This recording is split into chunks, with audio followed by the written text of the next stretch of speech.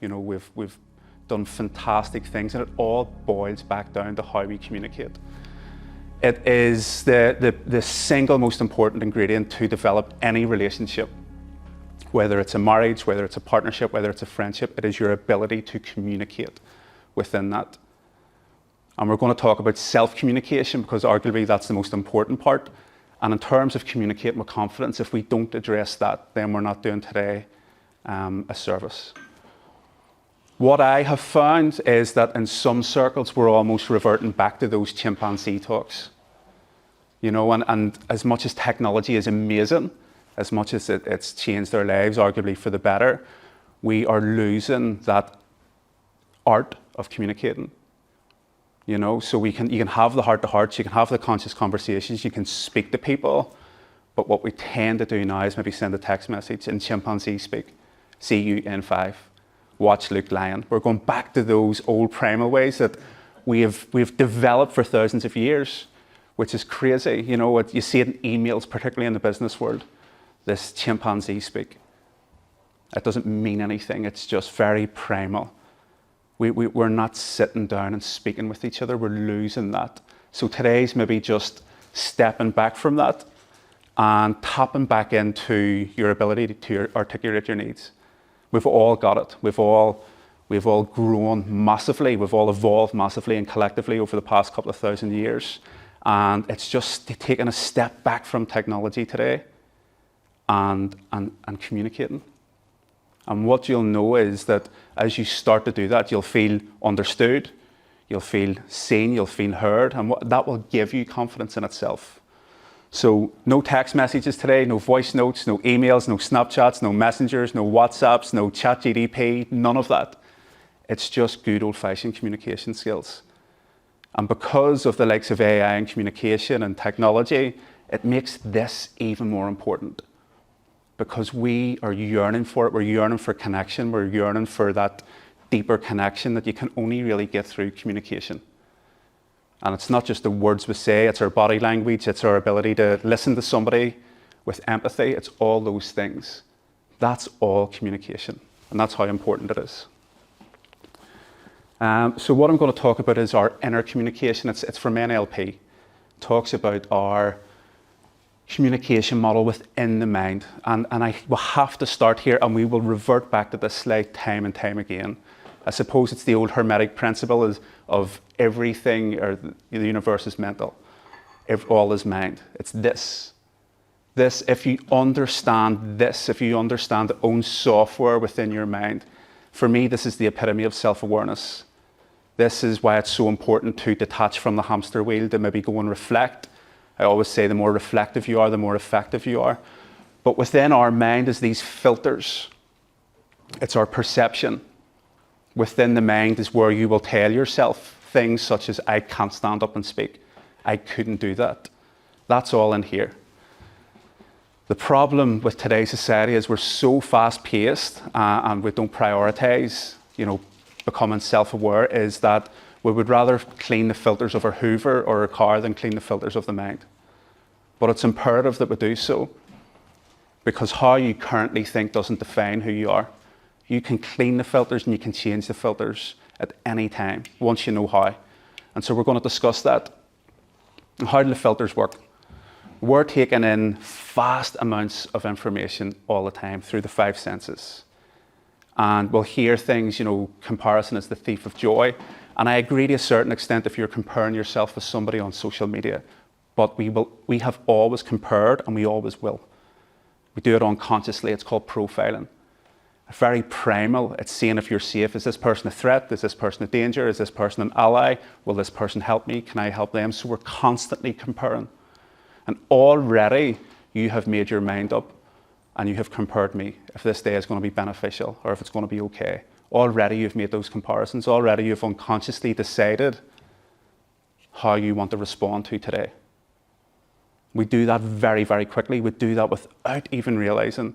As soon as you meet somebody, your memory is sending out signals. Who do they remind me of?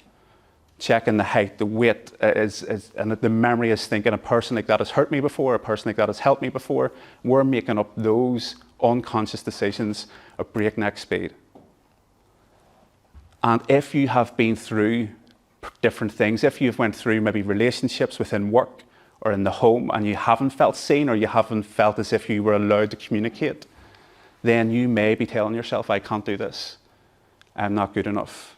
What I have to say isn't valued. That's the big one. And so what we want to look at is how we clean the filters. And that's all it is. It's these filters within the brain. We're taking in this massive amount of information, too much information. We can't consciously be aware of it all. We would be too hypersensitive to it. You've walked into this room, your eyes have adjusted to the lights. You're taking in the different lights, you're trying to see who's here. This is why people would talk about social anxiety. It's just this process.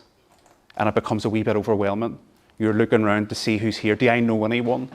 Do I know this person? Is that a familiar face that I can have a bit of comfort in? Oh, I know you, I'll speak with you. We always gravitate towards people we've met before. If we're in a room with people we haven't met before, the physiology kicks in and we feel a bit anxious. Social anxiety is essentially this process. You're picking up smells of perfume and aftershave, of coffee, of maybe drink the night before within this room. And those things trigger different responses as well. You're hearing different voices, different accents. Again, you're taking in information.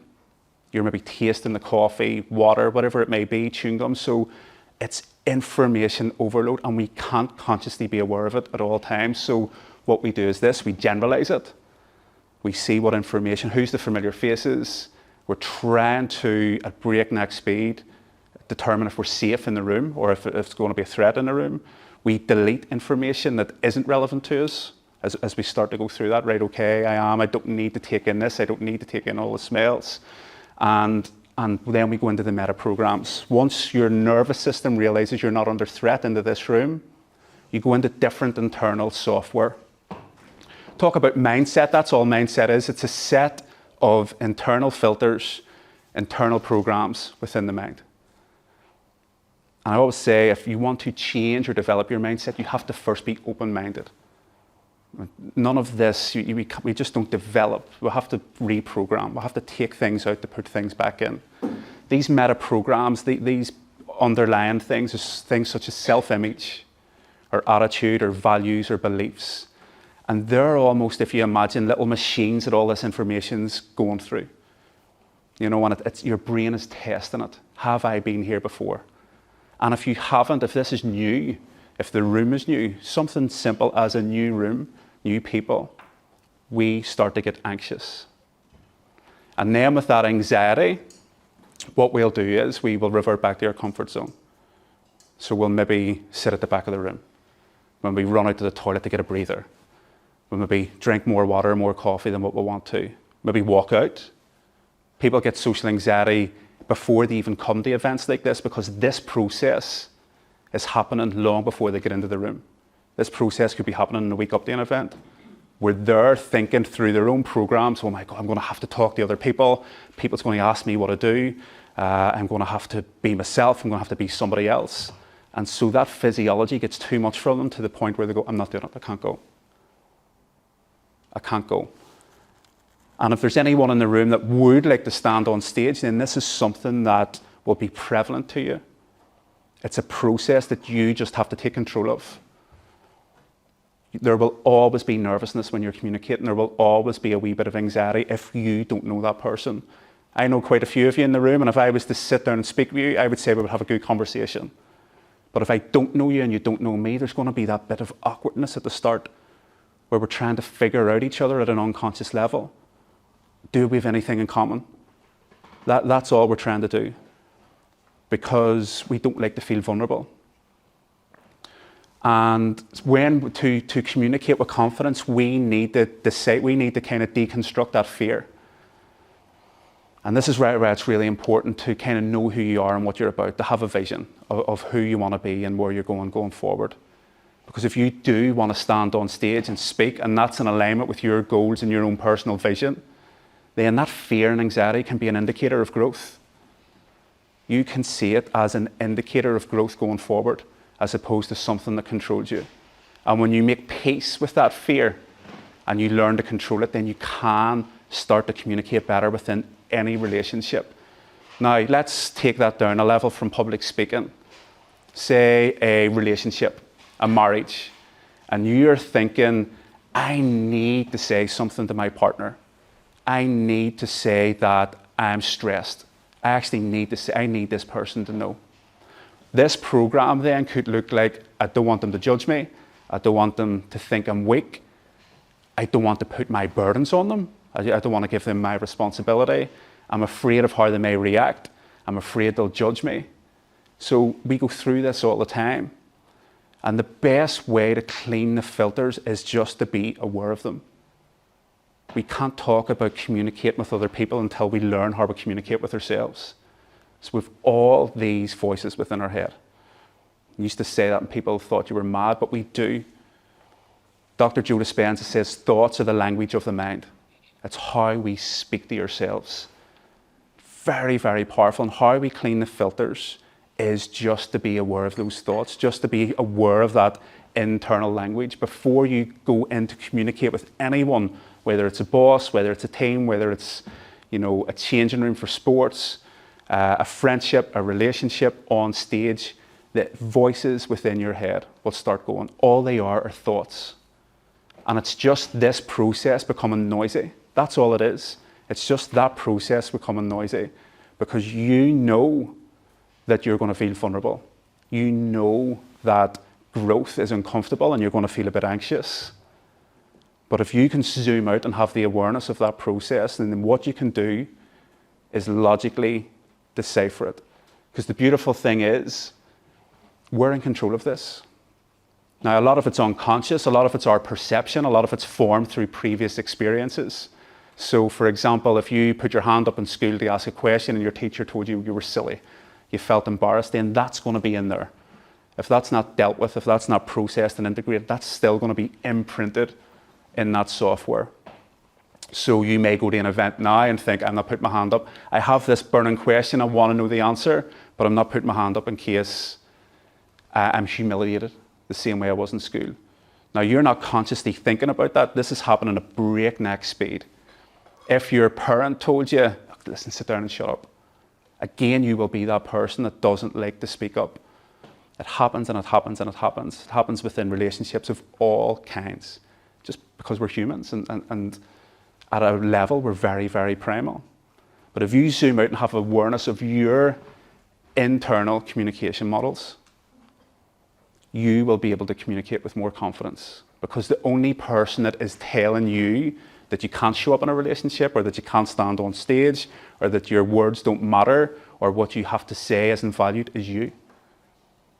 Realistically, no one else is telling you that but you. And if you can't decipher that, it is going to become very, very difficult with you. People get caught in their own heads with this.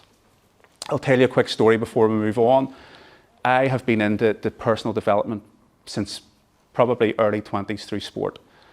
And the people then, when you were kind of like, I remember getting Tony Robbins' Awaken the Power Within out of Andy Town Library. Like, you had to rent it out for, I rented it out for, well, it was meant to be a month. I think it stood out for about 3 months. I remember getting a fine of 20p because I didn't pay it back. But all those people, then kind of when YouTube and that came on the scene, Tony Robbins, Bob Proctor, Les Brown, all of these big hitters within the personal development world, and we're very much clapping the hands and sweating and high energy. And I loved it all. I remember consuming it. Tell me more, tell me more, tell me more. It all felt as if it was remembered and stuff. It was fantastic. And I was like, I would love to be able to do that. I would love to be able to deliver that message to people. I'd love to be able to connect with people at that level, like that many people. But I couldn't do it because that's not me. I'm not the American clapping person that's running about stage and shouting hallelujah and all this. And I went to watch Pat Dively last July, and he delivered the same material in a pair of jeans and a t-shirt with his ordinary accent, being himself. Very authentic, and I remember thinking, I would love to do that. This is the first time I've seen somebody local do that. It was brilliant, it really resonated with me. And I was staying in a hotel that night in Belfast. I still have the crumpled up piece of paper. I wrote down, within 12 months, I want to stand on stage, I want to inspire people. I want to tell my message, and I want to use all these things I've learned to try and help people. I want to do it within 12 months. And I got up the next morning, haven't forgot about it, seen the piece of paper, scrumpled it up and threw it in the bin. Because I started telling myself, I'm not good enough, don't have his following. I'm not great at articulating myself. If a Belfast accent, no one wants to listen to that. Started going through this process because what I realise now is standing on stage and putting yourself out there is tough. You're exposing yourself, you're being vulnerable. You know, you're open to criticism, you're open to rejection, you're open to humiliation, all those things. And so this process, what it does is try to keep you safe. That's all it does. It doesn't care if you're happy, it doesn't care if you're being creative, it doesn't care if you're growing as a person or in business. It's just trying to keep you safe. You were humiliated before in school when you spoke, don't do it. You tried to say something within a relationship before, you were shot down, don't do it. Your mother shot you down when you asked for help, don't be doing it, don't be putting yourself out there. Thankfully, I zoomed out and realised very quickly that the only person in the world that was telling me I couldn't do it was me. The only person in the world that was telling me that I couldn't do that was me. So it was all internal. It was my internal communication. It was my own thoughts that were the language of my own individual mind. And I knew that down around here, down around these programs, down around that software, this narrative, this story was going around and round and round. And I knew that the only person that could change that software was me. Sometimes you can have to change it the same way it got there, through repetition. So I had told myself over the years, I don't want to do that. Be the grey man. Don't be putting yourself out there. You know, don't be doing it. And society tells us to do that. Families tell us to do that. Community tells us to do that. Better the devil you know. Play it safe. All those things. And so what I did was I had to change my programs. I had to change the software. I had to change how I spoke to myself. Now, I think affirmations are fantastic, but at the same time, I'm a wee bit worried. I think some people rely on them too much. I think if you're feeling completely undervalued or completely unseen within yourself, I think writing out affirmations, it didn't work for me. We're going to talk about the power of language, but affirmations didn't work for me. I needed to go deeper because I knew those programs had been running for decades potentially. I knew it was to do with self-image, and so what I did, I wrote out a self-image script. I wrote it in the present tense that I am a public speaker. I do speak on stage. I do inspire people. I have a message that is worth being heard. I have a message that's worth sharing, that it helps people, that there's a ripple effect, because when one person hears this message, they might bring it into their own home, and that positively impacts their family. And for 90 days, at 6 o'clock in the morning, I stood in front of the mirror and said it every morning. Every single morning. And I said it with gusto. The first couple of mornings, I remember standing in the kitchen, whispering it because I didn't want to wake people up. I remember thinking, if my wife hears me, she's going to go, what's he at now? It's going to be a disaster. And then I realised very quickly, if I don't believe myself, if I can't change my own personal beliefs, then no one else is going to believe me. And so for the remainder of that 90 days, I said it with gusto. Like, I said it. I remember getting emotional at times, thinking, I am a public speaker. And for me, that's more powerful than affirmations. We call it incantations. It's when you get emotionally involved in the affirmation. Writing something that I am a public speaker, but forget about it. We forget about it. You can write it 100 times a day, but until you get emotionally involved in what you're writing or what you're saying to yourself, arguably the process doesn't work. You have to get emotionally involved because you have to change this. You have to change the meta programs. You have to change the physiology. Yesterday, I done my 100th talk, my 100th public speaking gig in a year, off the back of that self-image script. I met a coach recently, a life coach, who is far better at coaching than me. Far better. Fantastic at what to do. Huge, that work with some incredible people all over Ireland and the UK. And she said, I want to put myself out there with public speaking. Who's your contact? How are you getting all these gigs? And I said, I haven't asked for any. I wrote a public image script and I said it into the mirror every morning at 6 o'clock. And she actually got quite annoyed.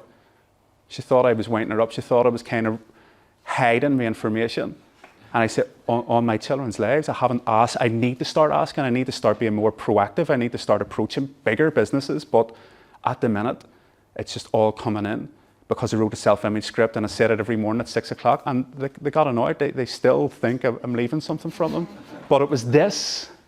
It was changing your programs, because once I started believing I was a public speaker, other people started believing it too. You first have to become that which you want to be. We spend so much time thinking, I'll have this conversation next week. I'll try it next week. I'll try it next year. I'll get Christmas over the way, and then I'll have the conversation that needs had. You know, I'll get my birthday out of the way. I'll get the kids' birthday out of the way. I'll wait till the weekend. That's Monday, and then I'll do it. But this is happening. These programs, this software is going 24/7. And when you start to actually think about that, and I want you to go away after today and think about your own programs, you will realize how powerful they are. This essentially controls your life. I worked with a guy recently, and he was going through a bit of marital trouble. And he said, my marriage is actually great, but I'm having all these fights with my wife in my head. I was like, what do you mean? And he says, well, we went through a bad phase years ago. It's great now. It was tough at the start when kids come along. Now it's fantastic. But I'm driving home from work thinking, she's going to argue with me when I get home. But it's his internal programs. Because that happened before, they're still running. He hasn't processed it and he hasn't integrated it. And that's how we clean the filters. We step out and look at our thoughts. There's many, many ways to do it. For me, how it works is I'll take a day out in nature by myself, I light a fire, and I watch my thoughts coming out. I watch my programs, and they will spill out to the point where it becomes laughable. But after a while, when they start coming out, it slows down, because you're not taking in all the information, you're not looking at your phone, you're not checking at emails. Nature opens up a bit more space, the information starts to slow down, and then you can catch up with the hamster wheel. And then you can decide how you're responding in your relationships, how you're responding within work, how you're responding within your career. And then you can realize that the only person that's going to change that is you. So what I want you to write down is, of all pieces of paper, there's pens on the table. I want you, in terms of, let's be specific about communication, what programs are running within you. If you want to say you're a business owner and you want to run a workshop or a seminar, and you're thinking, I would love to do that, what's maybe holding you back? What programs are there? If you're not turning up in a marriage or relationship and saying what needs to be said, what's the program that's running? What's the belief? What's the image? What's the value? How are you processing this information? If you are, the big one is social media, people, small business owners that went, I need to market myself. This is the big, I need to put myself out there. We're having this conversation at the start. You can make social media work for you massively, but you need to control it the way you control your mind, as opposed to it controlling you. The same thing, you need to be in control. But if you're thinking, I own a business, I want to start putting my content out there because I need to make sales, because I need to make a living, how are you processing this information?